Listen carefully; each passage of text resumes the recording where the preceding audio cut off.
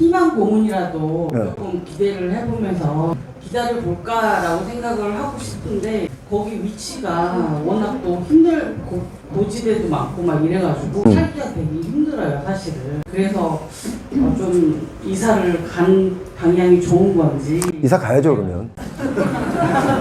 여기서 여기로 이렇게 더 나은 나름대로 주거 환경을 조금 옮겨가는 게 우리 인간의 욕구잖아요. 근데 이렇게 이사를 하거나 뭔가 이런 의사결정을 할 때는 과감하게 하세요. 할까 말까 할까 말까, 아이고 이게 걱정이고 저게 걱정이고, 절대 못해요. 내 집을 보유하고 계신 분 손 한번 들어보세요. 절반 정도. 저는 고양시 학동일 때 저는 무주택이 있고 네. 지금 넷째까지 있어가지고 넷째. 네. 박수 한번 주세요. 보통 청약 하려면 서울에 이제 이사를 가서 좀 거주기간을 만드는 게 낫지 않나 이런 생각이 들고, 빙고. 또 한편으로는 이제 남편이 또 태영어 그 TV 네. 구독하고 엄청 많이 봐가지고 본인 신청해서 저보고 애들 다 봐주고. 남편분은 집에서 우리 저 4명 자녀분들을 보고 있고. 2명이 뱃속에 있다고요? 아니요, 이제 3명은 남편이 보고 있고 1명은 내가 보고 있고. 네. 늘 내가 보고 있고. 그죠? 여러분 애국자입니다. 박수 한번 주세요. 서울에 들어오셔서 거주 요건 좀 갖추고, 그리고 우리 흔히 말하는 로또 한번 노려보세요. 혹시 그 시부모님 모시고 삽니까? 그건 아니고요. 그러면 우리 본인 부모님 모시고 삽니까? 아니요. 모시고 사세요. 엄마가 그걸 원치 않으셔가지고. 일단 모시고 사세요. 어머님은 원치 않지만, 하긴 어머님은 원치 않으시죠. 왜냐면 그 손자, 손녀가 3명이 있고 또 하나 곧 태어날 거면. 남편은 지금 올해랑 내년쯤에 집값 폭락하면 그냥 집 사는 게 나은, 굳이 걱정할, 그렇게 몸 체크를 할 필요가 없지 않냐. 폭락하면. 그죠? 폭락하면이라는 단어가 들어가잖아. 우리가 늘 가정을 하잖아요. 그죠? 근데 만약에 폭락이 아니고 그냥 살짝 하락했다가 반등하면 어떻게 할 거야? 사실 폭락 가능성도 없지 않아 있어요. 제가 볼 때는 일산 그쪽에서 어떻게 주택을 구입한다라고 하면 폭락 매물 좀 많이 나올 수도 있어요. 은평구도 마찬가지예요. 근데 그렇지 않을 수도 있잖아요. 그죠? 그냥 정치 리스크라고 할게요. 정치 리스크 너무 막 지금 복잡하고 어떻게 될지 몰라요, 솔직히. 근데 그게 아니더라도, 그런 정치 리스크가 아니어도 부동산 시장이 사실은 좀 어렵고, 또 정부 지원 대출 특례론을 많이 해주려고 올해도 아마 할 거예요. 55조 정도 해마다. 그런데 그게 기본적인 건 좀 받쳐주더라도 또 하반기 가면 또 스트레스 DSR 3단계 지금 예고돼 있잖아요. 근데 그것도 어떻게 될지 몰라요. 그렇기 때문에 폭락 가능성이 없잖아 있지만 폭락이 안 될 수도 있잖아요. 그러니까 그거는 좀 더 이렇게 여러 가지 경우의 수를 두고 대비하는 게 좋겠다. 저는 내 집 마련은 꼭 하는 게 좋다라고 생각하는 사람이에요. 뭐 입지가 나쁘든 좋든 일단 내 집 마련은 자기 분수에 맞게, 자기 능력에 맞게 하는 게 좋다라고 생각이 듭니다. 신청하신 분들 중에 표영호 대표님, 도대체 집이란 무엇일까요? 이 질문하신 분 어디 계세요? 다행히 질문만 하고 추첨이 안 됐구나. 예. 집 처음에 구매하는 게 중요하다고 생각이 드는데요. 저는 아파트 대신 이제 빌라를 선택해서 집을 구매했고, 위치는 이제 그 강남 양재 사거리에 있습니다. 제가 주로 가라고 하는 지역인데. 예, 그래서 산지는 좀 오래됐거든요. 10년이 넘었고 거주도 오래 했지만 이제 빌라는 아파트 대비해서 오르지도 않고 그다음에 매매를 하기가 되게 어렵더라고요. 거래를 저는 살 때 좀 오래 샀다고 생각했는데 지금 보니까 거기보다 좀만 더 줬으면 아파트로 가서 좀 더 좀 걱정 없었을 것 같기도 한데, 현재로서는 지금 집 거래가 없는 상황이라서 앞으로는 이거를 그냥 거주의 목적으로 두고 다른 거를 뭘 한다고 하면 어떤 식으로 하는 게 좋을지. 양재 몇 동인가요? 2동? 그 행정구역상은 도곡동으로. 오케이. 몇 평이죠? 38평? 대지지분은 그럼 한 20평? 굉장히 잘하신 거예요. 사실 그 도곡동에 들어가는 양재동 거기가, 제가 거기 빌라를 자꾸 사라고 제가 했거든요.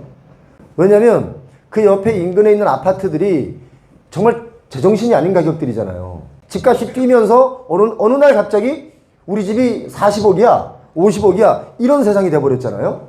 그 옆에 있는 빌라들은 지금 당장 뭐 개발을 한다 안 한다 이런 건 아니지만 어차피 거기는 땅 가치가 있잖아요.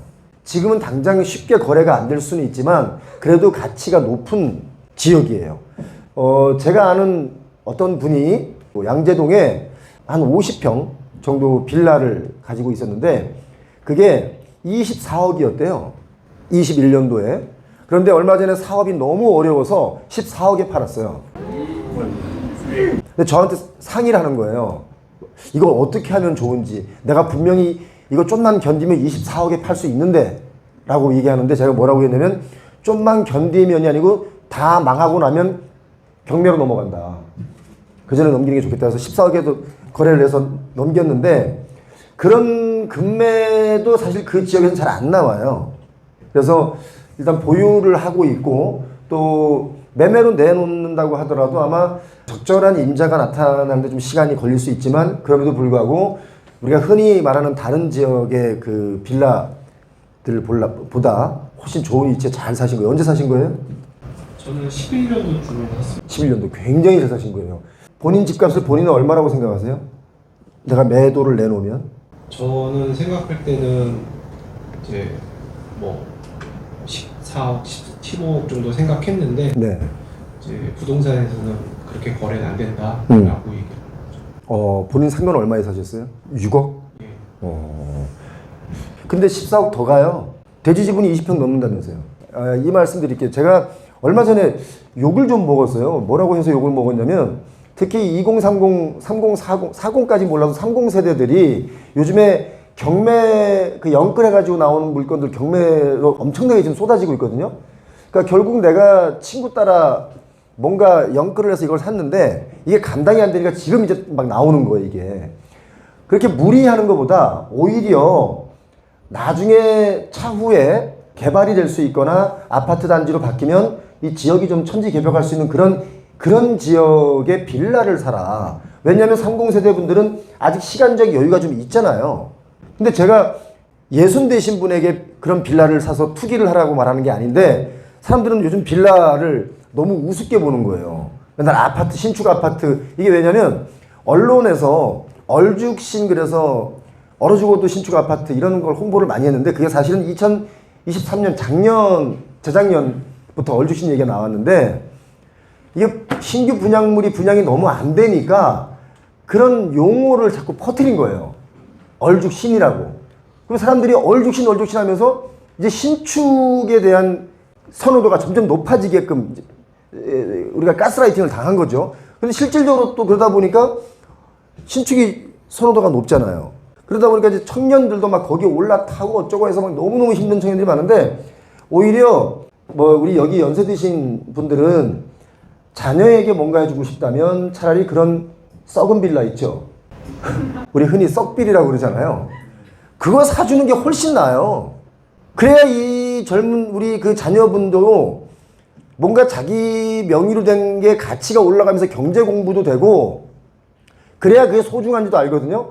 돈이 많은 부모가 아파트 하나 턱 사주면 좋지. 그런데 그걸 지킬 수 있는 청년들이 많지 않습니다. 저는 오히려 빌라를 사라고 했는데 왜 빌라를 사라고 지금 빌라 가격이 얼마나 떨어졌는데 빌라를 사라고 권하냐라고 하는 거예요. 자, 지금 제가 한 얘기에 함정이 있지 않으세요? 떨어졌을 때 자, 그렇죠. 떨어졌을 때 사야 돼. 많이 떨어졌어요, 빌라가. 네, 질문 없죠? 질문 없으면 맨 앞에 앉으시면 안 되는데. 자리가 나와가지고. 저희도 지금 빌라에 살고 있거든요. 제가 오산 살고 있는데 이거 빌라는 오래되면 가격이 좀 아파트보다 오르지도 않고 그래서 빨리 정리를 해야 되지 않을까 싶어가지고 집을 작년 5월달 내놨거든요. 예, 안 나가죠. 근데 전혀 고르는 사람이 없어요. 그렇죠. 네, 그래갖고 지금 빨리 이거를 가격을 다운해서라도 팔고 가야 되는지. 자, 그게 이제 빌라 내가 지금 내놨는데도 안 나가고 거래가 안 되는 지역이잖아요. 그럼 정말 각오해야 되는 게 내가 또 다른 그 자금의 여력이 있어서 딴 데 뭐 아파트나 어디로 이사를 갈 수 있다면 이거 반값이라도 내놓는 게 나아요. 여러분 우리가 한 가지를 꼭 놓치고 있는 것 중에 하나가 20년, 21년에 정말 부동산 가격이 초고가로 뛰었잖아요. 그 역사 이래 가장 많이 뛰는 거 다시 오려면 10년 뒤에 올까? 20년 뒤에 올까? 그거 몰라요. 그거 안 올 수도 있어요. 지역에 따라서는. 오히려 빌라라고 해서 무조건 싸다고 해서 무조건 아무거나 막 사는 게 아니라 빌라를 살 때는 과연 여기가 그 보통 우리가 흔히 다 알 수 있어요, 여러분. 어떻게 하냐면 지도를 놓고 보면 제일 후진 동네 있죠. 제일 후지다는 지역인데 보면 여러 가지가 교통도 뭐고 나쁘지 않아요. 거기는 나중에 분명히 개발돼요. 아니 지금 그린벨트도 풀어주는 판에 거기 개발 안 될 것 같아요? 아는 지인들한테 제가 성수동에 썩은 빌라 사라 그랬거든요. 성수동에 썩은 빌라 무조건 아무거나 제일 썩은 거 사라 그랬어요. 심지어 한 평짜리가 나와도 사라 그랬어요 제가. 근데 성수동 어떻게 됐어요? 지금도 솔직히 거기 하면 후졌어요. 근데 후졌는데 MZ들이 막 그 후진 게 좋은가 봐. 막 사진 찍고 미어 터지는 거예요 거기에. 그러면 그 가격이 옆에 있는 썩은 빌라나 이런 것들이 오를까요 안 오를까요? 올라요. 엄청 올랐어요. 그거 사라고 할 때 사람들이 저한테 욕을 했어요. 야, 허그 많은 동네, 그 썩은 동네, 공장들 많은 데 가서 그 빌라를 사라고 그러냐, 임마? 빌라를 아무 동네나 막 그냥 사면 이거 정말 위험한 거고, 딱 지도를 놓고 봤을 때 여러분, 교통편하고, 일자리가 인근에 어디 있는, 좀 있는 지역에, 거기 빌라는 무조건 사두는 게 좋습니다. 우리 집이 재개발이 된대. 그래서 좀 30년 전에 제가 재개발이 뭔지를 몰랐어요. 근데 돌이켜보니까 아직도 안 되고 있더라고. 제 얘기 충분히 이해하셨나요, 혹시? 혹시 이해가 안 가시면 제가 더 설명하게 구체적으로 제가 말씀을 드려볼까요? 이제 사람들은 그렇게 얘기합니다. 투자하는 분들. 내가 거기에 재건축을 바라보고, 재개발을 바라보고 들어간 게 아니라 재개발이 들썩이면 가격이 뛰면 그때 팔고 나올 거다. 이렇게 얘기하시는 분들 많이 있고 실제로 그렇게 투자하시는 분들 많이 있어요. 그죠? 여러분 가만히 생각해 보세요. 개발이 된다면서 여태 30몇 년 동안 안 되는 지역이 서울 시내 한두 군데가 아니에요. 희망 고문이라도 좀 기대를 해보면서 기다려 볼까라고 생각을 하고 싶은데 거기 위치가 워낙 또 고지대도 많고 막 이래가지고 하기가 되게 힘들어요 사실은. 그래서 좀 이사를 간 방향이 좋은 건지. 이사 가야죠 그러면. 여기서 여기로 이렇게 더 나은 나름대로 주거 환경을 조금 옮겨가는 게 우리 인간의 욕구잖아요. 근데 이렇게 이사를 하거나 뭔가 이런 의사결정을 할 때는 과감하게 하세요. 할까 말까. 아이고 이게 걱정이고 저게 걱정이고 절대 못해요. 저희는 지금 서울 성북구 기름동에 다가로 살고 있는데 지금 30평대거든요. 근데 지금 매도를 하고 저희는 월세로 들어가고 이제 좀 투자 방향으로 나가고 싶은데 이게 맞는 방향인지가 좀 궁금해요. 최상의 방법인데요. 지금 집을 마련하려면 그 방법밖에 없어요. 거주 건물이 어떤 거예요? 기름 뉴타운. 특히 신혼부부나 젊은 부부들은 그 방법이 어쩌면 가장 현명할 수 있어요. 물론 월세 부담이 좀 있긴 있겠지만 그 월세 부담이 결국은 오히려 나중에 뭔가 움직이기에 더 좋을 수도 있어요. 지난번에 어떤 분이 오셔서 제게 질문하기를 마포 시형 아파트에 사시는 분인데 거기 지금 재건축 들어가잖아요. 마포 시형 아파트. 거기 엄청난 대단지예요. 지금 전세를 살고 있대요. 전세를 월세로 다른 집으로 옮겨서 월세를 살면서 거기에 급매를 노리면 어떻겠냐라고 물어보는데 완전히 정답인 거예요. 거기 급매 나옵니다. 왜 나오냐? 거기 재건축 분담금 감당 안 되는 세대가 굉장히 많을 거예요. 거기 평수가 좀 적거든요. 아파트가 굉장히 오래됐는데 연세 드신 어르신들도 많이 살아요. 그러니까 분담금이 좀 많이 나온다 싶으면 던진단 말이죠. 던지는데 이게 물량을 잘 안 받아주면 가격이 뭐예요? 뚝뚝뚝 떨어지고 실질적으로. 그래서 그렇게 선택하는 그분의 생각이 실제로 그렇게 행동할 수 있다면 최상의 선택이다. 급매로 나오는 거 잡는 방법은 거기 에어리어에 제일 좀 잘 해주시는 부동산 중개소 사장님들 한 3-4명을 좀 친해놔라. 그럼 그분들이 급매 나오면 연락이 온다. 두 분 말씀하신 것도 제가 볼 때는 가장 현명한 방법이다. 지금 저희 페용TV도 나왔는데 그 경제학자분이 IMF보다 더 상상 외로 힘든 그 쓰나미가 몰려올 수 있다. 그러면 던지는 집들 많이 나올 거예요. 근데 그것도 이제 그분도 전망치인데 그분의 전망이 뭐 100%는 아닐 거 아니에요? 그런데 그렇게 예측하는 분들이 많기 때문에 적어도 폭락을 그분은 예상했지만 폭락이 아니어도 어느 정도 출렁거릴 수 있다. 제가 22년도에 출렁거릴 때 집사라고 했을 때였거든요. 집값이 많이 하락한다라고 제가 표영호 TV에서 엄청나게 얘기를 했어요. 어디 떨어졌다. 여기는 얼마인데 얼마 떨어졌다. 저기는 얼마인데 얼마 떨어졌다. 이렇게 하니까 그 댓글 보면 더 떨어져야 돼. 이런 댓글이 있고 어떤 분들은 그 영상을 보고 거기 아파트 가가지고 금매를 사신 분들이 있어요. 여러분 그렇게 행동하셔야 돼요. 야, 표영호가 떨어진다는데 이거 뭐 표영호는 맨날 떨어진다는 얘기만 하냐? 그게 기회예요. 이 어떻게 될지 모른다는 이 시장 불확실성을 우리가 불안해하지 말고 이걸 내가 어떻게든지 좋은 기회로 삼아야 되겠다라고 판단하셔야 됩니다. 저는 집을 매도를 하고 지금 전세를 살고 있거든요. 예. 근데 이제 그 전세 기간이 올해 10월이 기한이에요. 상급지로 가려고 상급지에 이제 회사가 너무 워낙 멀어서 회사에서 그래도 한 40-50분 내로 이제 가고 싶어서 지금 이제 준비를 하고 있긴 하는데 아까 말씀하신 대로 이게 어떻게 될지는 모르는 거잖아요. 이대로 갈 수도 있는 거고 정말 내려갈 수도 있는 거고 해서 선생님이 생각하시기에는 진짜 이 어느 분은 뭐 하반기 되면 좋아질 거다라고 말씀하시는 분이 있고 어떤 분은 하반기 되면은 완전 갈 수 있다라고 말씀하시는 분들도 있고 네. 그래서 굉장히 지금 고민이 많거든요. 한 번 더 그냥 전세로 살까 아니면은 좀 남편이랑 얘기한 거는 계속 이대로면 우리 한 번 더 전세를 살자. 근데 만약에 하반기에 가서 조금 뭔가 이상하면은 여기서 조금 더 작은 데로 가서 월세를 가서 살다가 뭔가 나면 그때 확 잡아서 옮기자라고 말은 하고 있는데 제가 볼 때 후자가 정답입니다. 전세에 들어가면 어떻게 확 옮겨요? 돈이 여유가 많으면 확 옮길 수 있죠, 그죠? 근데 전세가 안 나가면 어떻게 할 거예요? 그래서 제가 월세 사라고 하는 이유가 바로 그거였어요. 지금 다 그 방법을 쓰려고 그러거든요. 자, 그럼 제가 얘기 말씀드릴게요. 25년도에 부동산 가격이 특히 아파트 가격이 하락한다고 저는 봐요. 그런데 여러분 심리 속에 뭐가 있냐면 이거 꼭 체크해 보세요. 내가 있는 집을 팔고 다른 집을 간다는 얘기는 직장과 더 가까운 상급지라고 생각하는 곳을 생각한단 말이죠. 그런데 얘는 집값이 빨리 하락하는데 얘는 좀 덜 하락한다? 갈아탈 수 있을까요? 못 갈아타요. 그래서 본인 스스로가 그렇게 갈아타기를 한다면 월세로 가셨다가 진짜 급락 매물 나오면 그때는 질러서 그냥 사는 게 낫다. 내가 내 집 마련을 하고자 한다면 월세 사세요. 25년, 26년에 반드시 큰 기회 옵니다. 제가 늘 몇 번 얘기했는데 우리 집값, 우리 아파트 단지 가격이 안 떨어졌어요 하시는 분들이 있어요. 왜 안 떨어졌는데 자꾸 떨어진다고 얘기하냐. 거기는 나홀로 아파트이거나 거래가 아예 없는 지역이에요.